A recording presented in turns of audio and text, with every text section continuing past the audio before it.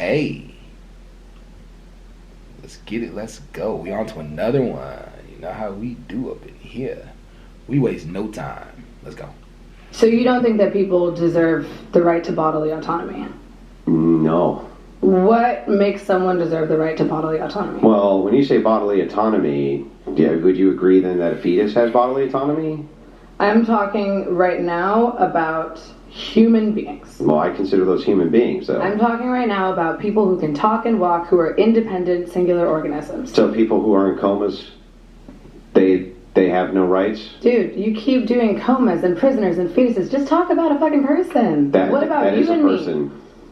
Just talk about a person who is not an exception, who is not in a medical state of physical... Yeah, but what we're trying to determine right now is the worldview. You say people deserve to have bodily autonomy.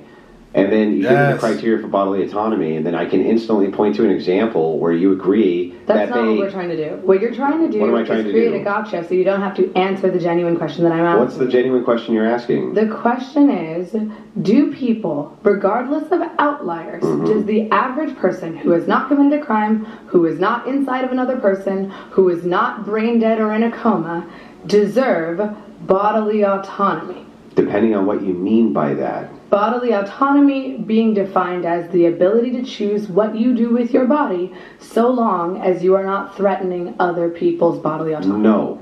Why not? Because I would say that things like laws against unaliving yourself would be completely appropriate and things like this, which would be a violation of your bodily autonomy by your criteria.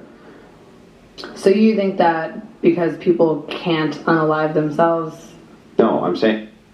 Summer savings are here at Going Going Gone by Dick's Sporting Goods. Find a store near you and save big at Going Going Gone. Old Spice writer.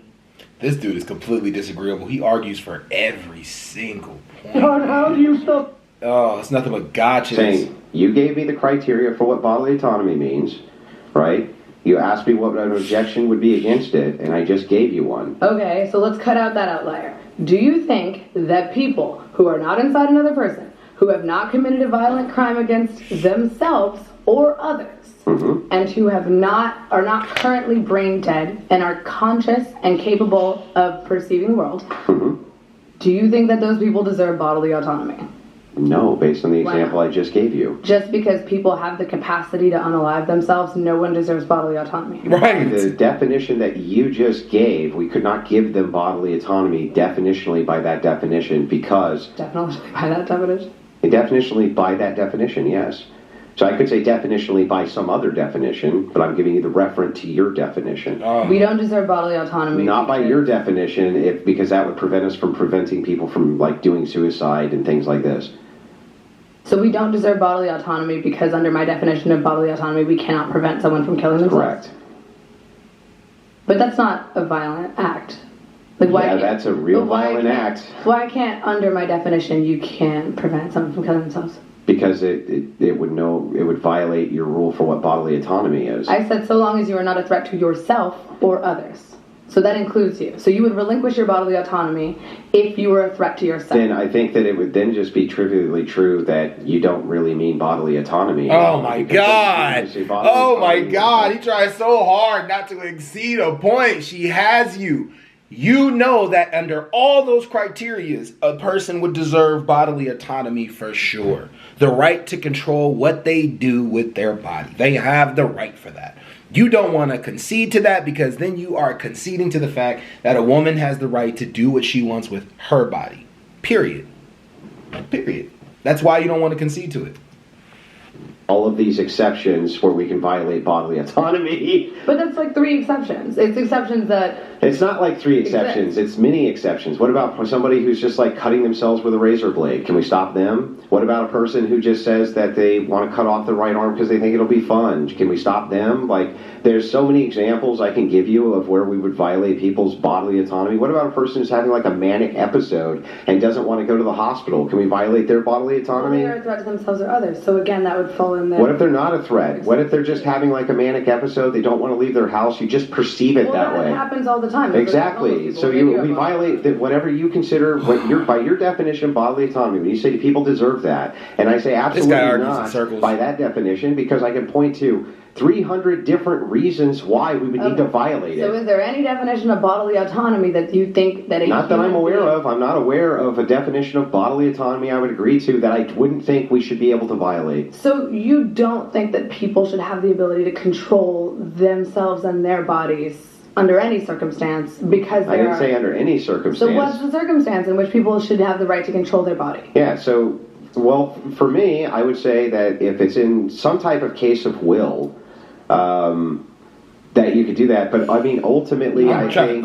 Yeah, no, in case of will. So, I'm not sure that I believe in some universalized right for bodily autonomy. And you haven't really given me any definitional reason why I should. But I don't understand why you don't believe in bodily autonomy. Why don't because you my hasn't given a good enough understanding of what bodily autonomy is that you basically have the right to do whatever you want absent the infringement of somebody else's bodily autonomy. Yes.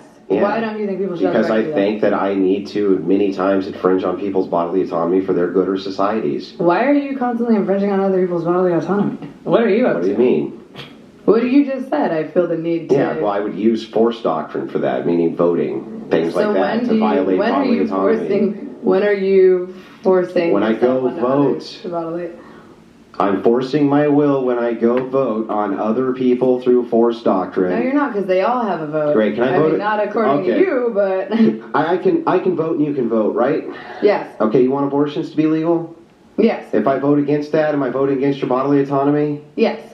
Thank you. Okay. Can we move on now? No, we can't move on now. No, we can't move on? Okay. Well, Andrew, you still haven't explained why humans don't deserve bodily autonomy. Like, what are I you just saying? explained it to you. So then should control people? Well, in this case, we would use groupings of laws under, from my view, it would be like Christian ethics.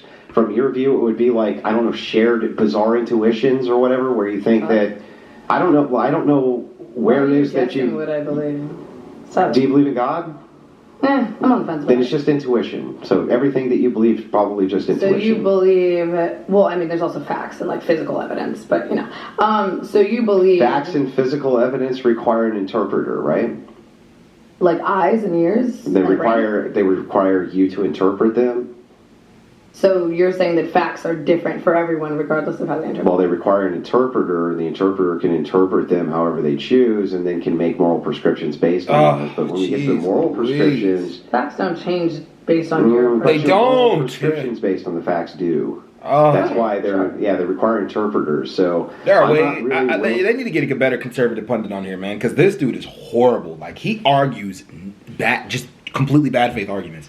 Like, she made a bunch of points that he doesn't want to concede to because they'll lose the argument. But she's made a bunch of great points throughout this entire thing. Willing to kind of seed the ground. But you are your own personal interpreter now. Yeah, I interpret things correct. Yeah. Yes, okay, and so do I. That's but I just don't. We all see facts, and then we make our own judgments about those facts. Right, but I have an epistemic foundation that I appeal to for foundational morals. You don't. So you think that everyone should have to subscribe to the Christian God, and that is who decides who has free will? I think that Christian ethics, if we inform law, is a way better system than any form of law we have currently. Yes. But why does that relinquish people's free will? I'm confused as to what that. We weren't talking about free will. Okay, so then what? We're talking about bodily autonomy now. Okay, so then based on your definition of bodily autonomy, the one that you gave me, we would definitely need to violate it, and you even agree to that. So and what?